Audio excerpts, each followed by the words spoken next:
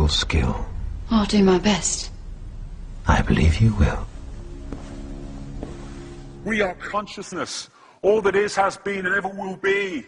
There is nothing to fear. Whatever happens, we are always that. Mind fears, because it's programmed to fear. When we're conscious, there's no fear in this. It's a shake of the head. Pathetic. Pathetic. Pathetic. And we need to do this. Compliance. We need to challenge that. Not with violence, not even with aggression. We just need not to fight it. We need to walk away, because without our acquiescence, it cannot survive. You know, when you look at a pyramid, we've been manipulated to believe the power in a pyramid is at the top. It ain't. The top of the pyramid is there because the rest of the pyramid's holding it up. We're holding this whole thing together. There's this story I told many years ago of a British comedian called Larry Grayson, who died. I kind of knew him vaguely, and not closely, but vaguely. And I went to his memorial service in Covent Garden, and this other comedian did this tribute to his life, in which he read out this story that Larry Grayson had told him. When they were going around the variety halls and the theatres in the 60s, they had this all-male show. And Larry Grayson was the only woman in it, because he was dressed up as a woman. And he said that the end of the show, the last scene, all the sailors, all the men came on dressed as sailors, and they were singing Rule Britannia. You know, Rule Britannia, Britannia rules the waves. Oh, I'm very pleased for you. Okay. And as it built up, Larry Grayson would come on dressed as Britannia with the helmet and the shield, and he would be manhandled up the side of this pyramid to the top for the big finish. And he said one night, he said things seemed to be going rather well. He said, and then I noticed that a sailor in the bottom left-hand corner had got rather a cough. And this cough got worse and worse and worse, to the point where the sailor couldn't stay in the pyramid anymore and stepped out of it. Larry Grayson, symbolic of this elite at the peak of the pyramid, ended up in the second row. And the elite, the power center, had done nothing to bring about this. One sailor, the bottom of the pyramid, had got a cough. And the whole thing collapsed. And I listened to that and I thought, my God, yes, that's it. We, the powerless people, are holding the powerful people up there, and they know that. They're terrified of us realizing that. Do you remember that movie, animated movie, A Bug's Life? A Bug's Life with the grasshoppers? And what happened was, there was these ants, an ant island as they called it, and these grasshoppers used to come every year and take all the food, and the ants had to spend a whole year gathering the food together for the grasshoppers, because they were terrified of the grasshoppers. There weren't many of these grasshoppers, and one day they're in their winter quarters in a tree, these grasshoppers, and they've got all the food they need, and someone suggested among the rank and file grasshoppers that they didn't need to go to Ant Island this year because they had all the food they needed. And then out came the leader of the grasshoppers to tell them the facts of life, and the few are going to control the many. It's a wonderful speech. If you ever can see that movie, A Bug's Life, I do recommend it. And he said, basically,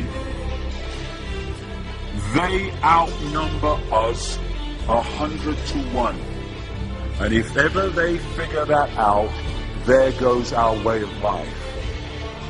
So we have to keep the pressure on, basically. We have to keep them working, so they don't figure out where the real power is. And that's why this network of manipulation works so hard to keep us in these states. Like I said earlier, what are people leaving foreclosed homes for, foreclosed by banks that have caused the unemployment that lead to them having to leave their homes? Stay there, refuse to leave, make it difficult for them. Expose them for what they are. We make it so easy, the non-compliance. No longer will we just do it because we're told to do it. Is it just? Is it right? Okay, I'll do it. Is it unjust? Is it not right? I ain't doing it. We start to make the decisions on what we will and will not do based on our values and not some imposition from the dark suits. These people are gonna give me, grant me, or grant me not my freedom. I'm all that is. You can't grant me freedom. No one can grant me freedom. I am freedom. It's what I am.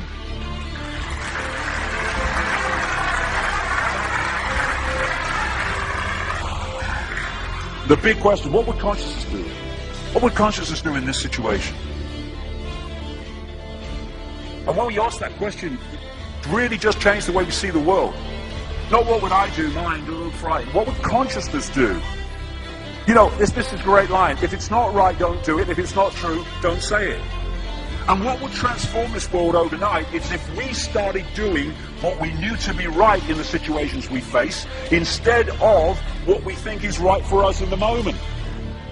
Not what are the consequences for me, or what's the best thing for me, how do I get the best deal out of this? What is right? What is just in this situation? If we started making decisions based on that, the world would transform overnight. These are very simple things. If we want a world of peace, then we need to be peaceful. We don't need to fight for it. We just need to be peaceful, and we'll bring that about. If we want a world of kindness, we need to be kind, and then it will naturally unfold. We don't fight for kindness. As Martin Luther King said, it's a wonderful saying, piece of oratory. Cowardice asks the question, is it safe? Expediency asks the question, is it politic? Vanity asks the question, is it popular? But consciousness asks the question, is it right? And there comes a time when one must take a position that is neither safe, nor politic, nor popular, but one must take it because it is right. And when enough of us do that, what is right will manifest by definition. And we're in this position now where this vibrational change, this energetic change is taking place, where we can start cracking these eggshells, where we can start becoming the full magnitude of who we are, where we can be consciousness in the now, using mind to experience this reality instead of being governed by it, turning the key to let consciousness in. We're being offered this opportunity now. No longer can we say we didn't realize who we are, we didn't know we could do that. I was kind of waking up one day, and I saw this earth imprisoned, and I saw this big lock and a key going in and being turned. I went on the internet just very shortly afterwards. I was looking for a picture, not this one, and that's what I saw. The picture I'd just seen in my half kind of sleep. And that's what we're being offered the chance to do now, to turn the master key, called becoming conscious, that will bring an end to this. It's being given to us, we just need to take it. And to take it, we need to say enough. Enough of being enslaved by these people, enough of being enslaved by our manipulated ignorance, enough of being enslaved by the fear of being who we are.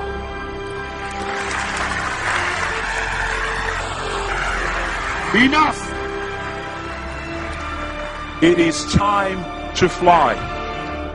It is time to fly. Thank you very much.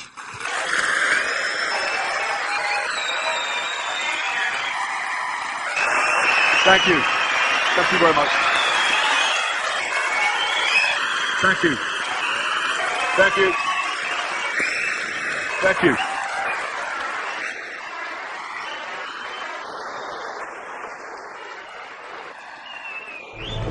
Enemy is approaching fast, requesting orders. General, what should we do? There's no response from command. Or from party leader Creedy. Stand down! Stand down!